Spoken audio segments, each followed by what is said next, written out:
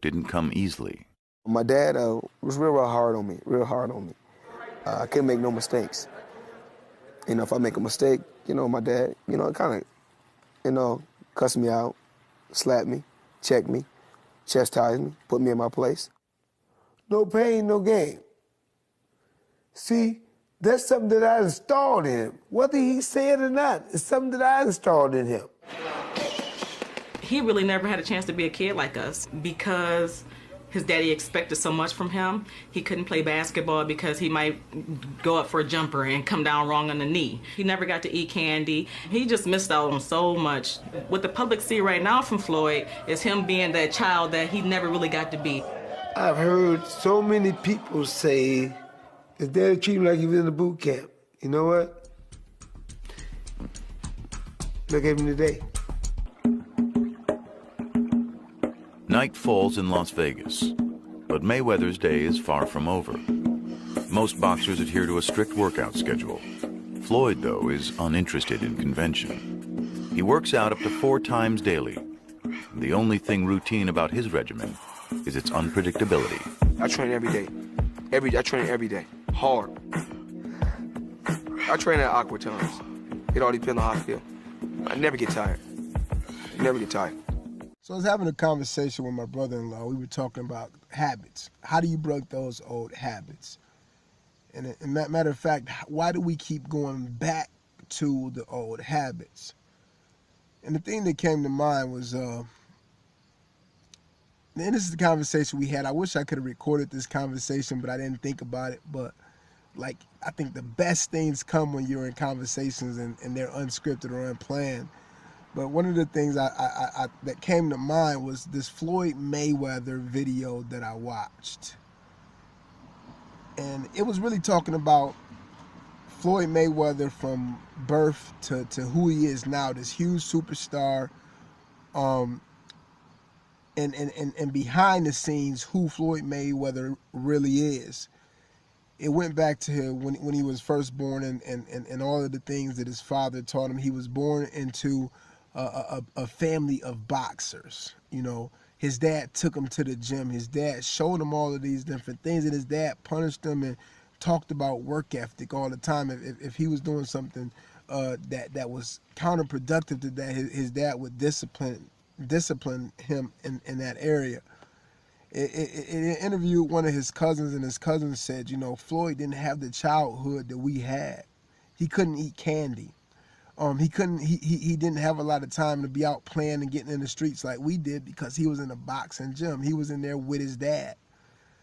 And the thing that I told my brother-in-law is that it wasn't by accident that he became this worldwide superstar, or he became what many would say the greatest boxer, pound for pound boxer of all time, because he's never been defeated. And then when I started to look back in the back of who Floyd is and why he's so successful, I found about his work ethic. I found on his mindset. In the last video, I talked about mindset. But what I come to understand is that no matter what, Floyd Mayweather always defaulted back to what he was taught when he was younger. And so it's not by accident that people become who they are, right? So it was instilled in him a strong work ethic. It was instilled in him to eat right. It was instilled in him to take care of his body. And so all of those things is just who he is. So even if he go out and hang out at night, he comes home and he works out. One of the people said that every time they seen him out, they never seen him drink alcohol. He's always having some water or something like that. So his default was more of a healthy lifestyle. And so what I told my brother is, my brother-in-law, the thing about it is that a lot of our defaults are the opposite. It's unhealthy lifestyles, because we were taught in such a way that defied that or went totally against what it is we're trying to reach now, where it is we're trying to go now. And you don't have to just apply this to weight loss or to health or anything like that. You could apply this to any area. But fact of the matter is you as a person when time get hard, or when things get tough, when things get to a place where you have to fall back, you fall back to your old nature. You fall back to that old default. You fall back to the way that you were taught, right? And so I think a major element in change and not getting back into those old habits, at least this is what how I feel was working for me, and what I'm trying to tap into is make your default to be different, right? And so every time I get stressed, which I don't get stressed out a lot, but when stress come, I don't run back to cookies, right? Or I don't automatically think that I can't do something, right? And a part of that one, and through business, you know, one of my mentors is always talking about affirmations, you know. So I think affirmations you could do, but I think one of the most important things is surroundings. Who do you surround yourself with? What do you surround yourself with? Because who is not just a person, who is like what you watch, the things that you subscribe to. You see what I'm saying? Like if you go and look at YouTube and you look at some of the people who have the great stories, they will tell you that they end up becoming a fanatic about fitness. And so you see this person going from obese to beast, right? Or you see this person going from this 400 pounds to shredded and cut up.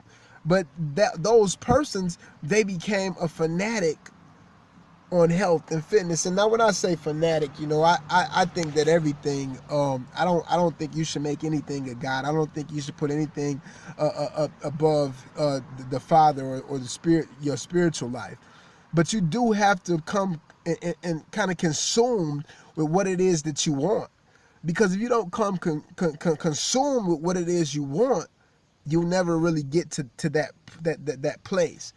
I was talking to a young lady the other day, and she made the comment, of course I know that I'm going to fall and I'm going to do this.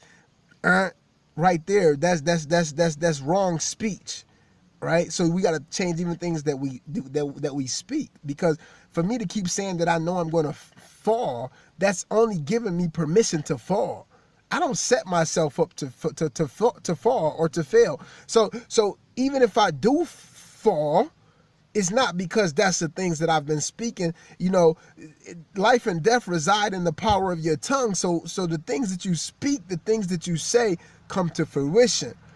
And I believe that people like Floyd Mayweather, they've had it figured it out, you know, and sometimes that cocky exterior comes off as being too cocky, but what it is being, they're sure of what it is that they want. They have their eyes on the prize. They have their eyes on the goal.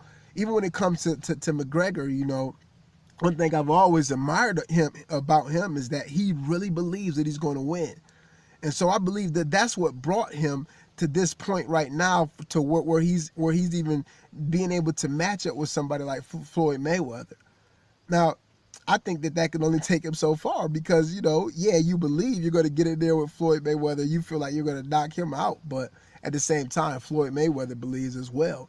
And he's got way more experience. So we're talking about two people that believe, they truly believe. And us on this journey, this you, me, who's ever watching this on our weight loss journey, we have to start believing. We have to start seeing ourselves as in a place that we want to be. You have to visualize them goals, and you have to put it out there to the world, because as I said before, you need other people to hold you accountable, right? When you put it out there, you speak those things. And especially if I'm making a video about it, that means I have to always look at that. I can't look at that and not be convicted, right? And I think that you could apply this thing to all the different areas of your life, you know, but that was the major thing, falling back into your default state. And so if your default state is garbage, you fall back to garbage. But so I'm talking about changing the default state, unlearning all of that stuff that we've learned. Do your research, study up on these things, get an understanding. Don't just do it just because, you know, you want to impress somebody over here, but find why it is you want to be wherever you are. and work towards that thing. Find things that really motivate you to be entertained by. Stop being entertained by all of the nonsense, all of the stuff that speaks opposite of what it is you believe. Now, we could apply this to our spiritual lives. We could apply this to our fitness. We could apply this to anything. But it is imperative. It is imperative that we get our minds right. Thinking. Change your mind, change your life. All right? Life is what you make it, so go out and make it great. Take care and God bless.